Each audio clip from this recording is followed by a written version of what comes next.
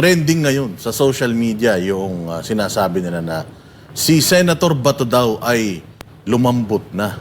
Oo, unang-una, yung pong itong sa biggest drug haul, ano po, yung kay yung unang-una nating tinalakay sa Senate inquiry na talagang excited yung mga Pilipino na marinig kung ano yung mga sasabihin ng otoridad tungkol diyan, biglang nag-executive session. Tapos itong PDEA leaks naman, nabitin sila dahil maikli daw ang ni-spend yun na time para talakayin ito. Although, nireschedule naman po natin, pero siguro nasanay po yata sila na pagka kayong nagkakaroon ng inquiry, umaabot talaga yan ng 8 oras, 10 oras. So ano pong masasabi nyo, Senator Bato, doon sa si Senator Bato ay hindi na daw bato, marshmallow na. Yan ang sinasabi nila ngayon. I respect their opinion kung yan ang tingin nila sa atin ngayon na lumambot na. Basta ako, I maintain na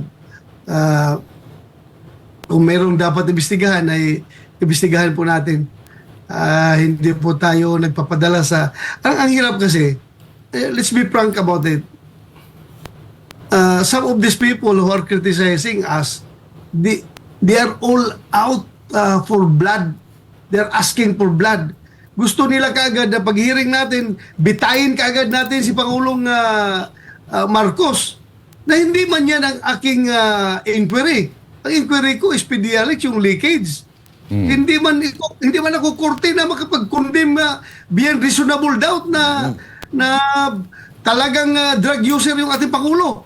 Hindi man na ganun ang aking committee. My committee is investigating in aid of legislation.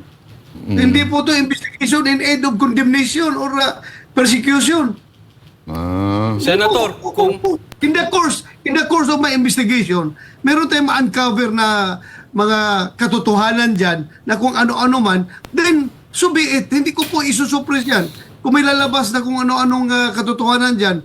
Pero kung sabihin natin na doon ako mag-focus sa drug using ng ating Pangulo na suspected noong 10 years ago ng isang operasyon na hindi nga na-approve, hindi nga natuloy, then para tayong mag-witch hunting nito. Para tayong mag-fishing expedition nito. Yun ang gusto nilang gawin ko. Mag-fishing expedition para idiin natin yung ating Pangulo. Hindi naman siguro. Hindi, Senator Bato, naisip ata nung iba na hindi ho kayo senador. Judge daw kayo. Baka ganun ang naisip nila. Baka yun ang iniisip nila.